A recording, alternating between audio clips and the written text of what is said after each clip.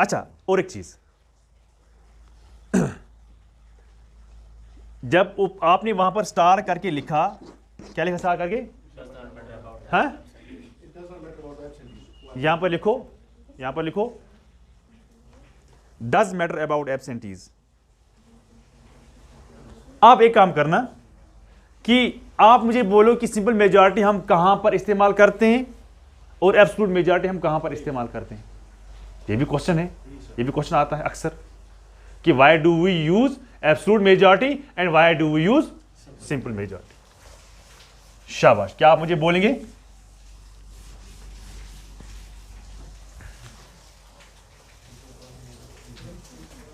देखो, जो absolute majority होती है वो आसानी तरीके से नहीं होती है, बहुत मुश्किल है, वो मुश्किल है, और वो अकेले यूज नहीं की जाती है, और भी कोई चीजें होती है जिनके साथ वो यूज की जाती है। इसका मतलब ये है कि एब्सोल्यूट मेजॉरिटी हिंदुस्तान में मुश्किल है। क्या है? मुश्किल है। तो हमें क्या करना है, हमें कहां कहां वो करना है वो मैं आगे बताऊंगा आपको। फिलहाल के लिए आप लिखो सिंपल मेजॉरिटी। क्या लिखो? Simple majority.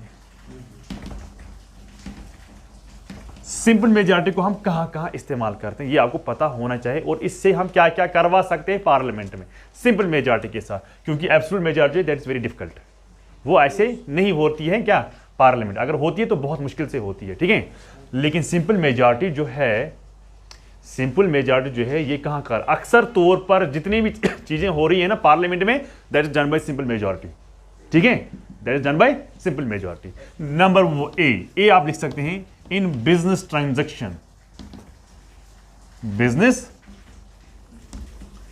transaction number 1, business transaction में हम इसको इस्तेमाल करते हैं। फॉर एग्जाम्पल ऑर्डिनरी बिल्स, ये क्या होते हैं यहाँ हमें आगे पढ़ना है। फॉर एग्जाम्पल मनी बिल्स, ठीक है, for example finance bills, finance bills. Don't say money bill and finance bill are same, they are different. Okay, now my question to you is, this is question for you, homework. What is difference between, difference कल मुझे बोलना, difference between finance and शाबाश, no, financial bills. There is also difference between finance and financial bill.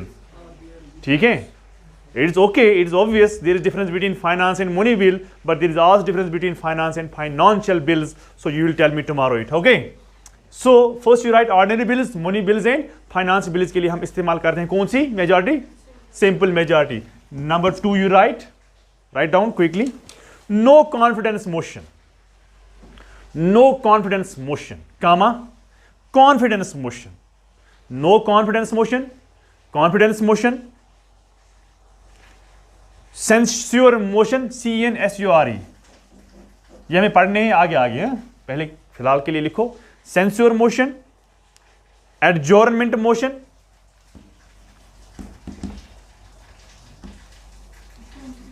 censure motion, adjournment motion, calling attention motion, calling attention, calling attention motion, ठीक है, calling attention motion, vote of thanks to presidential address,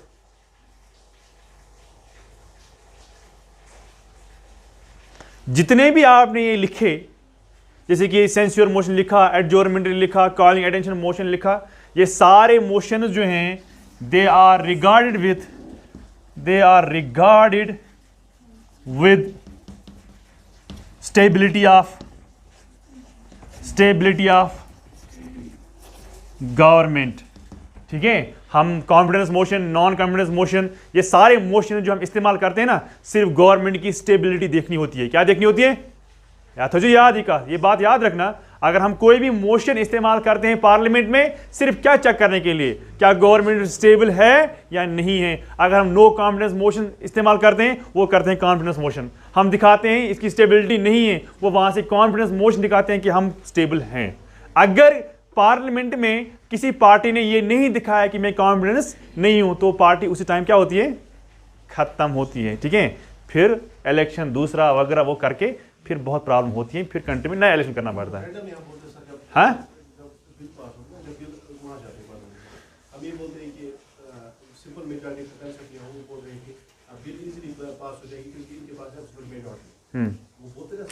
हाँ हाँ हाँ हाँ हाँ हाँ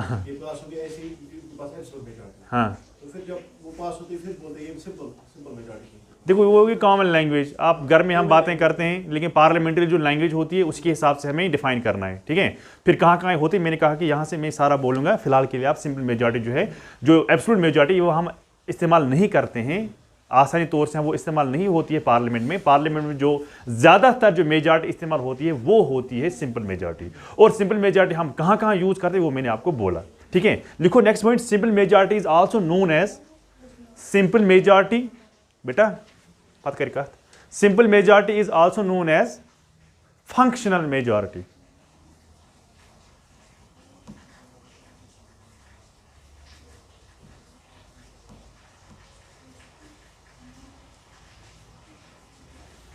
अच्छा, क्या आप मुझे और बोलेंगे सिंपल मेजॉरिटी और हम कहां इस्तेमाल करते हैं?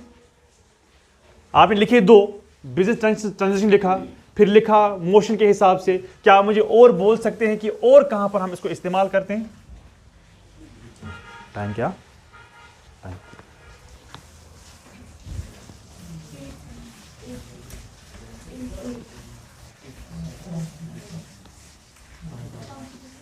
लिखो दूसरा, सिंपल मेजॉरिटी को हम कहां इस्तेमाल करते हैं? Second you right, election of speaker, deputy speaker and deputy chairman. Election of speaker, deputy speaker and deputy chairman.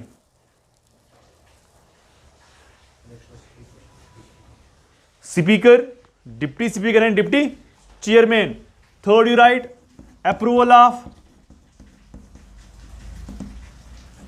Of presidential rule, आप जानते होंगे इसके बारे में, हाँ, presidential rule and financial emergency. याद रखना कहां कहां हम सिंपल मेजॉरिटी को इस्तेमाल करते हैं। Election of president, election of deputy, sorry, election of speaker, deputy speaker and deputy chairman. Then approval of presidential rule क्या होता है? शाबाश, हाँ, When there is no government. When there is no government. Presidential rule जो होता है आपने सुना होगा कि it is done under article, हाँ, and this article 356 and article 360.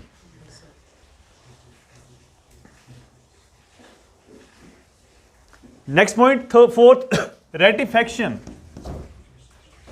Number 4, right? Ratification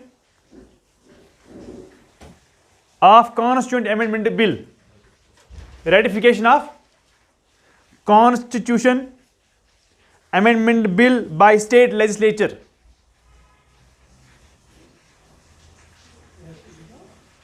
Constituent Amendment Bill by state legislature.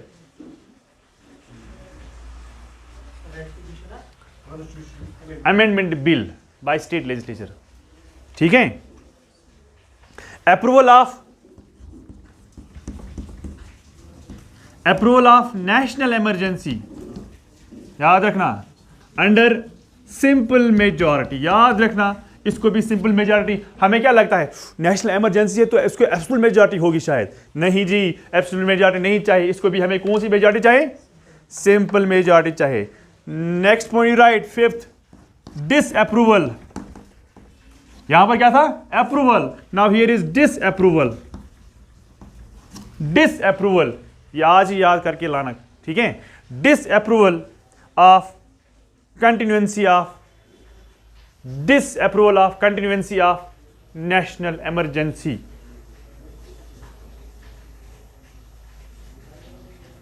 Disapproval of contingency of national emergency is done by Lok Sabha is done in Lok Sabha by simple majority.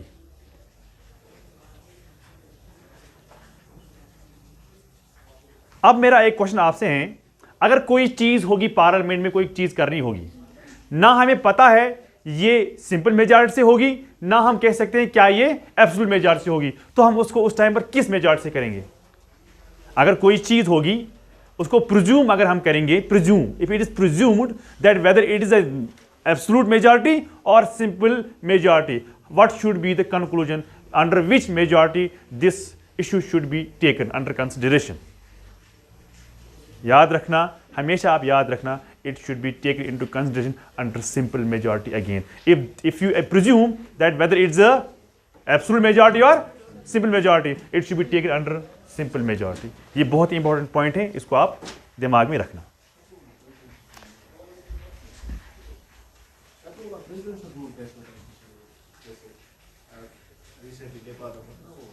Nepal की बात हमें नहीं करनी, हमें करनी JN की, sorry India की बात.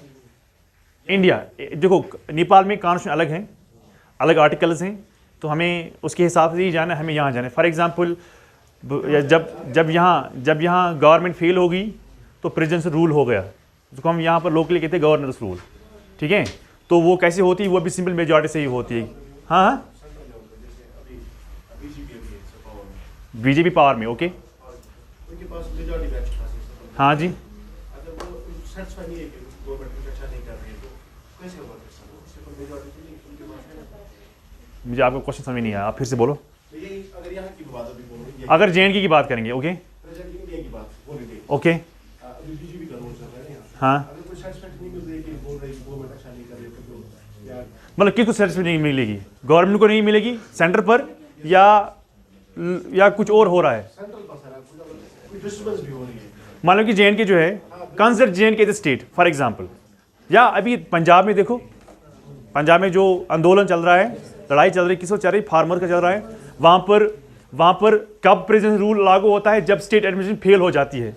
जो ही स्टेट एडमिनिस्ट्रेशन फेल हो जाती है उसी टाइम पर प्रेसिडेंशियल रूल लागू होता है अंडर आर्टिकल 356. मगर कब? जब when the system of state is not running according to the constitution of India. तो वहां पर सारा कॉन्स्टिट्यूशन के खिलाफ हो गया, वहां पर लोग बाहर आए, उन्होंने बहुत कुछ किया. आप देखो न्यूज में हर रोज आप देखते हो. तो इसीलिए गवर्नमेंट ऑफ इंडिया को क्या करना पड़ा? मगर कब करेगा? when the government fails, when the government is not able to run the system under the constitution of India. जब कॉन्स्टिट्यूशन इंडिया फेल हो जाएगा उधर, हाँ, तब फिर प्रेसिडेंशियल रूल आता है, फिर आर्मी के अंडर आता है सारा कंट्रोल. गवर्नमेंट फेल होती है कॉन्स्टिट्यूशन को लागू करने के लिए. दूसरा बोल रहा था, हाँ, मेजॉरिटी तो कैसे होगा फिर से? लोकसभा में मेजॉरिटी इनकी, फिर तो कैसे होगा फिर से वहाँ पे? अगर उनके फेवर में नहीं जा रहा है तो प्रेसिडेंट रूल मत होगा. किन के फेवर में नहीं? हाँ, अगर देखो बीजेपी मेजॉरिटी में है and it is obvious there is a problem in the state called Punjab, हाँ, तो बीजेपी जल्दी ही लागू करेगी प्रेसिडेंशियल रूल, क्योंकि वो नहीं चाहेगी कि मेरे गवर्नमेंट के खिलाफ कुछ हो जाए. वो तो जल्दी करेगा ना, as compare to other party जो मेजॉरिटी में नहीं होगी. वो कहेगी मुझे कोई ना कोई तरीका ढूंढना है ताकि मैं इसको सॉल्व करूं. लेकिन जो ही गवर्नमेंट को कुछ लगता है वो थोड़ी अपने आप ही लेगा. अगर कुछ यहाँ पर हो जाएगा, आप थोड़ी अपने आप ही जिम्मेदारी ले लोगे. वो जल्दी कोशिश करेगा प्रेसिडेंशियल रूल लागू होना चाहिए ताकि मैं बच जाऊं, ताकि लोग मुझे बुरी नजर से ना देखें, ताकि जो आने वाला इलेक्शन होगा मैं हार जाऊंगा. वो जल्दी करेगा. तो and the same did by BJP party, उसे यूं ही लागू करवाए वहां पर. चलो, ये समझ में आया? वहां पर ये क्वेश्चन आता है, simple majority is not applicable to which of the following. वहां पर एक ही पॉइंट नहीं होगा, वहां पर होगा 1 and 2, 1, 2 and 3, 1 and 4, 2 and 4, 2, 3 and 4. तो आपको सारे याद करके रखने.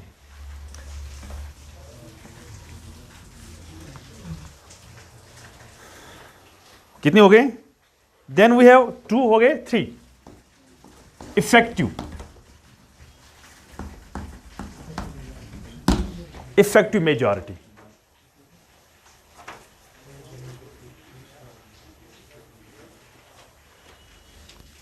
इफेक्ट क्या होता है? इफेक्ट का मतलब होता है इफेक्टिव मेजॉरिटी. इफेक्टिव मेजॉरिटी का मतलब होता है टोटल स्ट्रेंथ. यहां पर हाफ वाफ नहीं है, total strength of house excluding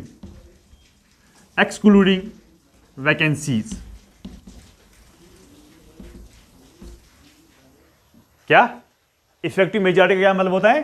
total strength of the house excluding what? Vacancies. How vacancies are created? Vacancy कैसी होती है?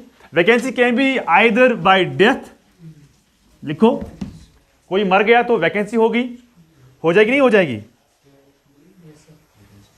Vacancy can be created by resignation, होगा कि नहीं होगा? Vacancy can be created by removal. एक हो गया रिजिग्नेशन, खुद देते हैं, किसी को आप निकाल रहे हैं या आपको निकाला जाता है, दैट इज कॉल्ड रिमूवल. अगर ये केसेस में मान लो कि मेंबर नहीं है, अवेलेबल नहीं है, उनको हम एक्सक्लूड करते हैं. बाकी हम लेते हैं total strength of the house, मगर माइनस करते हैं क्या, या एक्सक्लूड करते हैं वैकेंसीज. ये वैकेंसीज कैसे डेवलप होते हैं? रिमूवल किस चीज को? पहले बोलो वही, किस चीज को रिमूवल कर रहे हैं? मैं आऊंगा पार्लियामेंट में, असल में पार्लियामेंट में जब मैं आऊंगा तो वहां पे आप मैं सिखाऊंगा कौन किसको रिमूव करता है. लेकिन यहां पर एक चीज में आपने मुझे याद दिलाया कि we use word removal and impeachment. There are two words. In everybody's case we use word removal or we use word impeachment. But in presidential case, we use only impeachment. Why not removal? This is the question. क्या आप मुझे बोल सकते हैं कि presidential case में हम क्यों impeachment वर्ड यूज करते हैं? अगर chief justice of supreme court भी होगा, वहां पर हम impeachment भी लिखते हैं, वहां पर हम रिमूवल भी लिखते हैं. मगर कॉन्स्टिट्यूशन ने क्लियरली ये साबित किया है कि हम नहीं करेंगे use removal for the impeachment of president. But for other posts, चाहे वो गवर्नर क्यों ना हो, चाहे वो चीफ जस्टिस ऑफ इंडिया क्यों ना हो, चाहे वो स्पीकर क्यों ना हो, चाहे वो कोई मेंबर अदर मेंबर पार्लियामेंट का क्यों ना हो, चाहे वो कंट्रोलर एंड ऑडिटर जनरल क्यों ना हो. इस पर मुझे और पॉइंट याद आ गया, वो मैं आपको बोलूंगा. क्यों? क्योंकि जितने भी होते हैं उनको हाईएस्ट अथॉरिटी जो है ना वो है प्रेसिडेंट. प्रेसिडेंट ही रिमूव करता है most of the post. President he remove करता है. प्रेसिडेंट ही रिमूव करेगा गवर्नर को, प्रेसिडेंट ही रिमूव करेगा चीफ जस्टिस इंडिया को भी. कैसे करता है, इसके लिए एक प्रोसीजर है. हाईएस्ट अथॉरिटी क्या है? Is there any other authority which is higher than the president? No. When there is no other authority which is higher than the president, how come it is possible for that authority which is below president to remove him? So इज्जत के लिहाज से हम कहते हैं impeachment. तो ये याद रखना, क्योंकि बार इंटरव्यू में ये सवाल पूछे जाते हैं. In case of president, why don't we use the word removal? Why only impeachment? The answer should be, you can write on the side of your notebook. There is, why do we use the word impeachment for president? Why not removal? समझ आ रहा है? पक्का? Why don't we use word removal in case of president? लिखो. There is no other authority which is higher than the president. There is no other authority which is higher than the president, so that the authority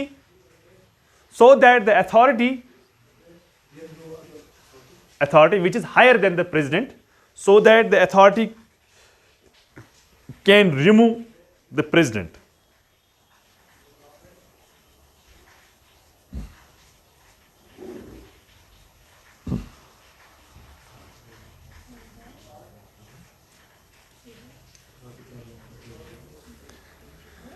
ठीक है?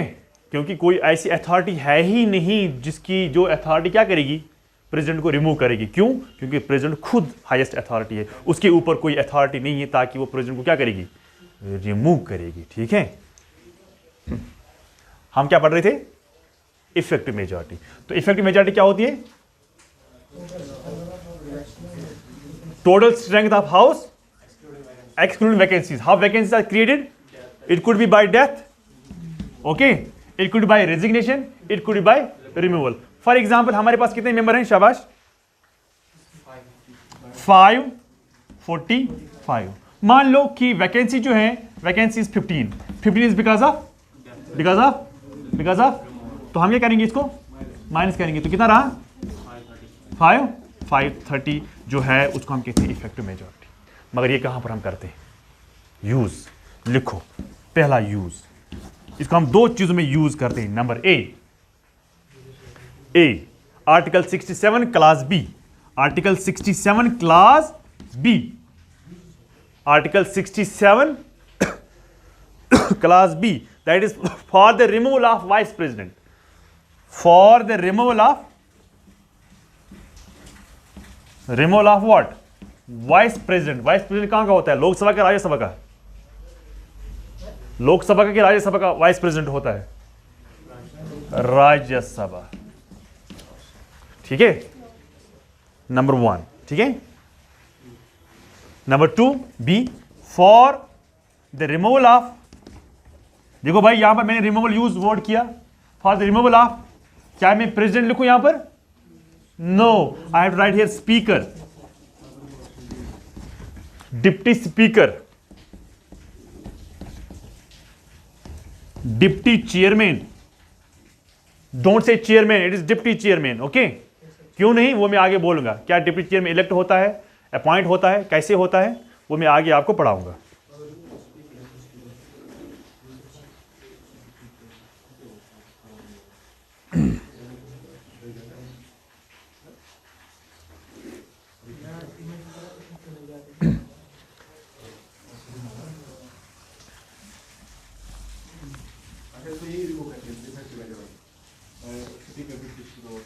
याद रखना, mix नहीं करना इन majorities को, कौन सी मेजॉरिटी कहां पर इस्तेमाल हम करते हैं वो अच्छी तरह से याद रखना, अदरवाइज फिर आईएएस में क्वेश्चन यही आते हैं, बाकी वहां पर तुरंत क्वेश्चन नहीं आते हैं, ठीक है। जो आपको लग रहा है कि ना कॉन्स्टिट्यूशन कब बना, हाँ, प्रेसिडेंट कैसे अपॉइंट होता है, हाँ, कितना टाइम लगा, कितना पैसा लगा, हाँ, उसको कैसे अपॉइंट किए जाते हैं, आज कितने मेंबर हैं, कितने प्रेसिडेंट को कितने नॉमिनेट करता है, कितनों को वो ऐसे करता है वगैरह वगैरह, कितने मेंबर होते हैं, कैसे इलेक्शन होता है, ये सब क्वेश्चन नहीं आते हैं। ये थे 10 साल पहले के क्वेश्चन, अब ये नहीं आते हैं। आपने पहला क्या लिखा, absolute majority, second simple majority, third effective majority, you write fourth special majority, fourth is special majority. Now tell me what is special majority. This majority is done under Article 249. Under Article 249, special majority is held. ठीक है, इसका क्या मतलब है, not less than 2/3, not less than 2/3 members are present and voting, 2/3 members are present and voting, members are present and voting in Rajya Sabha. ये लोकसभा की बात नहीं, ये कहां की बात है, राज्यसभा की बात है, ठीक है।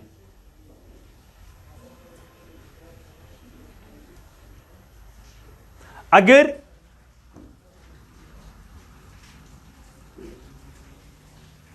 मान लो कि हम लिखते हैं 245 इज द टोटल स्ट्रेंथ, मैंने यहां पर मत लिखा टोटल स्ट्रेंथ, मैंने क्या लिखा,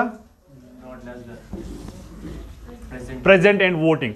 मान लो कि 245 में से मान लो कि एब्सेंट रखेंगे कुछ, फॉर एग्जांपल हम रखेंगे 35 जो है वो एब्सेंट है, तो कितना आया, हाँ 210, यहां पर आया 210। मान लो 10 ने वोट ही नहीं डाला, वहां में कितना रहा 200, तो हमें देखना है 2/3 ऑफ व्हाट 100। जो भी वहां पर आएगा that is called special majority. मैं फिर से समझा रहा हूं, स्पेशल मेजॉरिटी उसको कहते हैं जहां पर जो आर्टिकल 249 के अंडर होता है, और not less than what 2/3 members of strength of present voting. ये दो चीजें आपको खास ख्याल रखने हैं, किस में हम कहते हैं प्रेजेंट एंड वोटिंग, किस में हम कहते हैं टोटल स्ट्रेंथ। ओके, सो प्रेजेंट वोटिंग का क्या मतलब है? अगर 245 मेंबर है तो फिर मैं ये सब क्यों कर रहा हूं? क्योंकि आपने पहले ही मैंने लिखा है यहां पर प्रेजेंट एंड वोटिंग। अगर ये प्रेजेंट एंड वोटिंग नहीं होता तो ये सब करने की जरूरत नहीं थी। जो ही मैंने प्रेजेंट एंड वोटिंग लिखा तो आपको क्या करना है, 245 माइनस एब्सेंट 35। तो फिर मान लो कि 10 ने वोट ही नहीं डाला, हाँ, करके करके 200 आए। 200 का फिर जो भी आएगा, जो भी इतने मेंबर जितने भी आएंगे उसको 2/3 लेना है। 2/3 कितना आएगा उसको हम कहते हैं स्पेशल मेजॉरिटी। जैसे परसों हुआ पाकिस्तान में सेनेट के साथ, वहाँ पे देखो पाकिस्तान की बात, उससे स्पीकर ने बोला ना कि 10 वोट, कुछ पता नहीं उन्होंने वोट डाला भी नहीं आया था, तो उन्होंने रिजेक्ट किया। फिर अपोजिशन ने उस पर बोझ जरा किया कि इनने क्यों किया। सही बात है। देखो फिर भी अगर वो that is okay, that is good question, but जो भी क्वेश्चन होगा कॉन्स्टिट्यूशन के हिसाब से, क्योंकि हम इंडियन कॉन्स्टिट्यूशन पढ़ रहे हैं तो क्या पता वहां का जो कॉन्स्टिट्यूशन वो कुछ और कह रहा है ना? नहीं, आपको क्वेश्चन ठीक है, I accept the questions, I take the question, I love it because I know the answer. ठीक है, तो हाँ, तो क्या है कि constitution of America is different, constitution Sri Lanka is different, constitution Nepal is different, constitution France different. For example जो यहाँ पर स्पेशल मेजॉरिटी से हो रहा है वहाँ पर वो एब्सोल्यूट मेजॉरिटी से हो रहा है। अमेरिका में जो सिंपल मेजॉरिटी से हो रहा है, मान लो कि वो यहाँ पर इफेक्टिव मेजॉरिटी से हो रहा है। ठीक है, तो हम मिला नहीं सकते ना, इधर और उधर की बात हम नहीं मिला सकते हैं। अगर करना है तो सिर्फ इंडिया का करना है। और एक बात मैं आपको कहूँगा कि जब जैसे कि बारिश होती है ना सुबह, मैं जानता हूँ आधे दूर से आते हैं, 6 बजे तक अगर आपको मैसेज आए, 6 बजे तक चेक करते रहना, क्योंकि 7 बजे क्लास होती है। अगर मैसेज आए कि आज क्लास नहीं है तो ठीक है, तो उस दिन क्लास नहीं होगी, क्योंकि सुबह में हमने सोचा था कि हम क्लास आज ऑफ करेंगे, तो सुबह फिर ठीक था 6 बजे, इसलिए मैसेज मैंने नहीं की थी। लेकिन 6 बजे मैसेज देखना, मतलब मोबाइल चेक करते रहना कि मैसेज मत आए कि आज ऑफ है। वो कब होगा? वो उसी दिन होगा जिस दिन बारिश या कुछ ऐसा कुछ होगा, उसी दिन होगा। क्योंकि अगर मैं 6:30 बजे करूं तो 6 बजे आप निकलते होते हो घर से, तो वो भी दिक्कत होती है।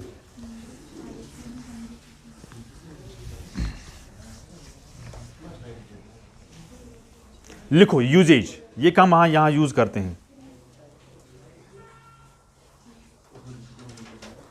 Under article 249, under article 249 why the Rajya Sabha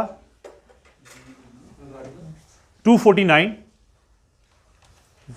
under article 249 whereby the Rajya Sabha passed a resolution, whereby the Rajya Sabha RS, whereby the Rajya Sabha passes a resolution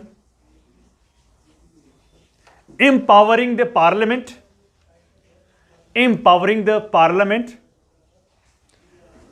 to legislate on subject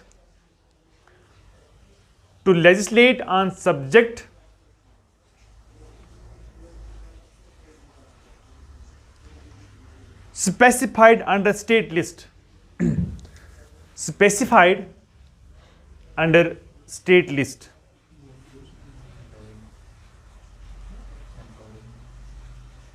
specified under state list, यानी राज्यसभा क्या करती है वो देखो आपको पता है कि हमारे पास 3 लिस्ट्स हैं। हाँ, कहां से मिस, कहां से होगा?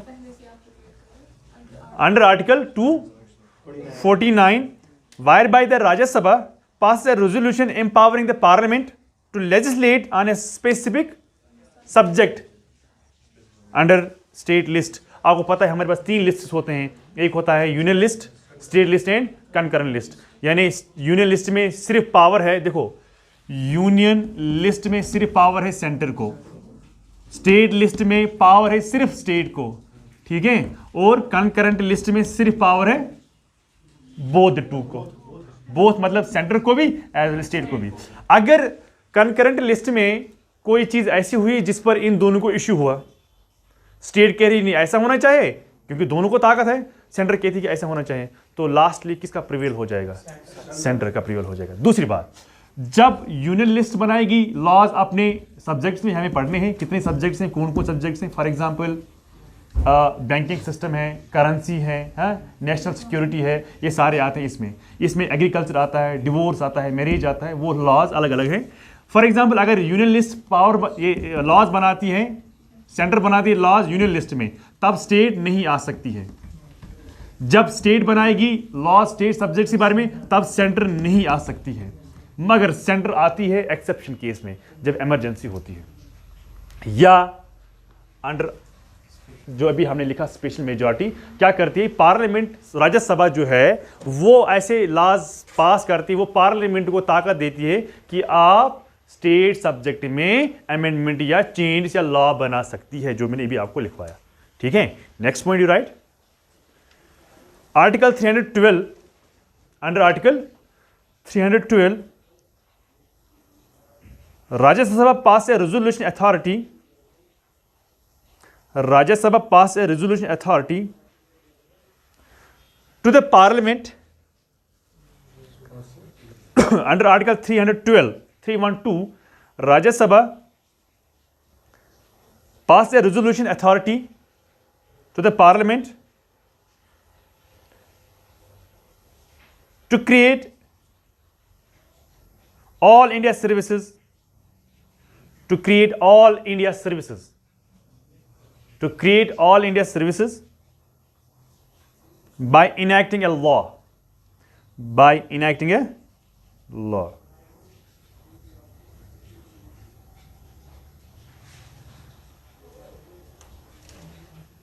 वही सर जो मैंने परसों क्वेश्चन बोला था सर, राइट ऐसे हमारा फंडामेंटल राइट है, स्टेट की कुछ अलग से एप्लीकेशन होती है क्या पब्लिक गैदरिंग या कुछ मैंने परसों बोला राइट है फंडामेंटल राइट अंडर आर्टिकल 19। हाँ 19, लेकिन कुछ स्टेट की अलग से एप्लीकेशन होती है, ला होते हैं कि अगर पब्लिक गैदरिंग मैंने बोला सर हमें एलओडी की होती है। मैंने पहले ही बोला था कि अगर मैं JNK की बात करूं, अगर मैं अंडमान एंड निकोबार की बात करूं, अगर मैं छत्तीसगढ़ की बात करूं, हाँ, या अगर मैं अदर स्टेट्स की बात करूं, नागालैंड की बात करूं, जहां पर नक्सलिज्म टेररिज्म वगैरह है, for the security of public, ये उनका कॉन्सेप्ट है, for the security of public, जो यहाँ के लोग हैं, यहाँ के लोग हैं, यहाँ के लोग हैं, उनको थ्रेट नहीं है, लेकिन कॉन्स्टिट्यूशनली इट इज से it's a threat for the national integrity, तो आपको असेंबल करने वहाँ पर नहीं देंगे। आप कहेंगे कि हम असेंबल हो जाएंगे peacefully, which your fundamental right on the one hand, but on the other hand for the security reasons you will won't be allowed to have the assemble anywhere.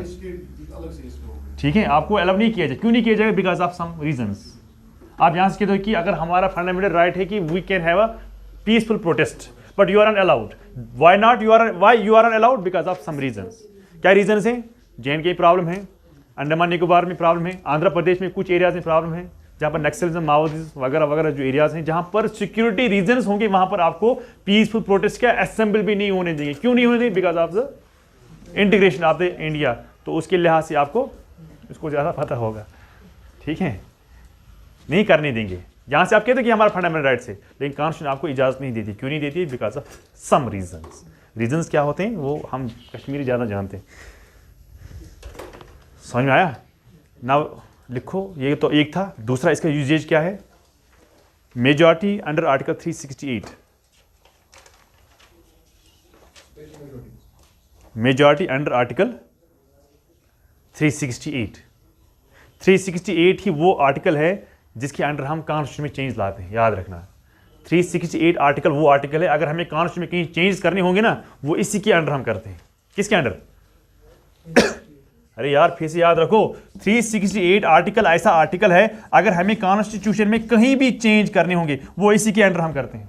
कोई भी चेंज अगर करनी होगी कॉन्स्टिट्यूशन में, that is done under 368। आप इसमें पहला point लिखो,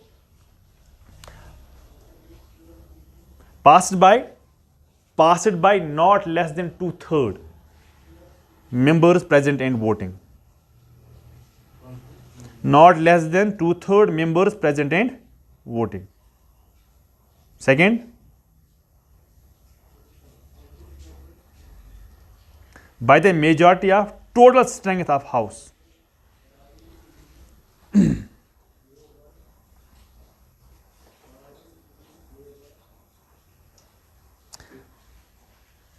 अच्छा, अब हाँ मैं रिपीट करूंगा, मैं ऐसे लिखवाऊंगा आपको। जो क्या लिखा आपने हेडिंग? मेजॉरिटी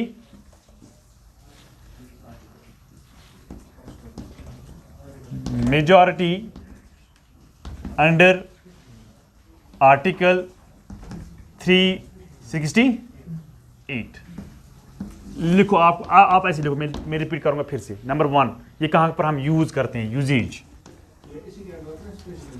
ये इसी के अंडर आता है। हाँ, ये कहाँ पर हम यूज़ करते हैं, मगर आर्टिकल 368 वो था 249, वो कहाँ हम यूज़ करते हैं उसी मेजॉरिटी के अंडर। अब उसी मेजॉरिटी के अंडर 368 ये कहाँ पर हम यूज़ करते हैं, नंबर 1 लिखो, ऐसे लिखो, for the passage of constituent amendment bill, for the passage of the constituent assembly bill, हाँ, for the passage of constituent amendment bill,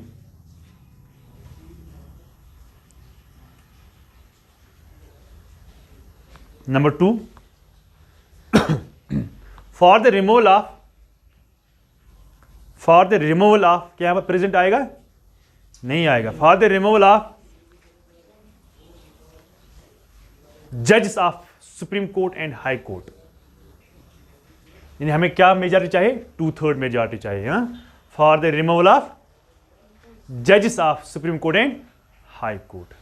next point, for the removal of CAG,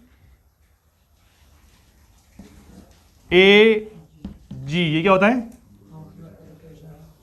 control and editorial general, for the removal of CAG, CAG नहीं बोलना चाहिए क्योंकि it's the highest post, CAG थोड़ी constitutional ये मतलब illegal है कि हम कैग नहीं बोलेंगे, हैं, controller and auditor COMP,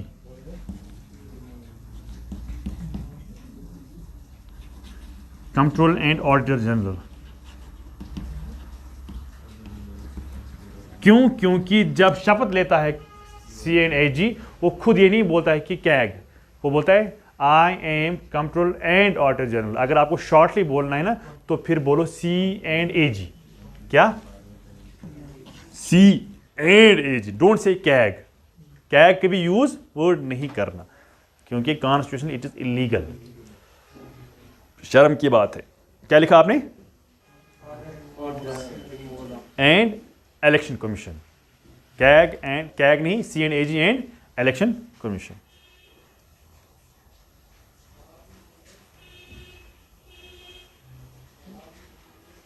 third, for the approval, fourth जो भी होगा, for the approval given by the parliament, for the approval given by the parliament for the continuance of national emergency,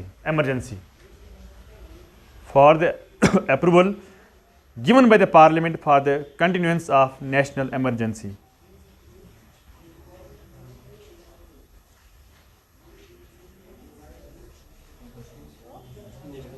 national emergency. Next, for the resolution passed by the state legislature. Next, for the resolution passed by state legislature, for the resolution passed by the state legislative assembly, for the resolution passed by state legislative assembly for the creation or abolition, for the creation or the abolition of legislative council of the state, for the resolution passed by the state legislative assembly for the creation or abolition of legislative council of the state.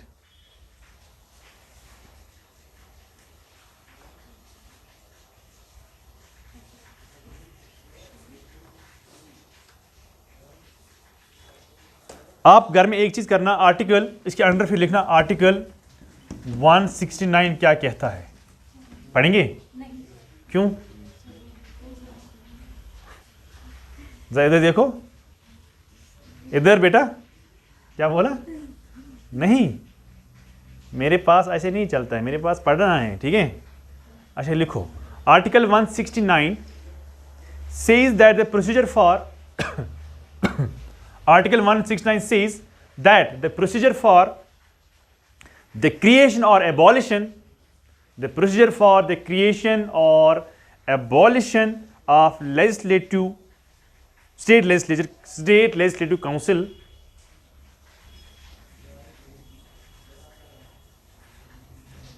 Article 169 says that the procedure for the creation or the abolition of state legislative council by passing a bill not in the form of law, underline करना इस वाली line को, not in the form of law. Parliament may pass it, point full stop. Parliament may pass it or not. Parliament अगर पास करे यह है ना, या नहीं भी कर सकता है, क्योंकि अगर आप 2016 से अगर आप देखेंगे बहुत सारे स्टेट्स हैं, पर्टिकुलरली राजस्थान की अगर मैं एग्जांपल दे दूं, राजस्थान ने बिल लाई थी पार्लियामेंट में कि हम लेजिस्लेटिव काउंसिल बनाएंगे, लेकिन पार्लियामेंट ने इनकार किया। तो आप क्या करेंगे, होमवर्क, हर किसी स्टेट के पास लेजिस्लेटिव असेंबली है, मगर लेजिस्लेटिव काउंसिल किसके पास, जैसे कि जे.एंड.के में भी था, अब तो कुछ है ही नहीं, अब जे.एंड.के को हटाना है तो बाकी जितने भी स्टेट्स हैं वहाँ पर आप देखो कि लेजिस्लेटिव काउंसिल कहाँ कहाँ है। ये आपका काम है, ये कर सकते हैं पक्का। Thank you. 41 बस, चलो, थैंक यू वेरी मच।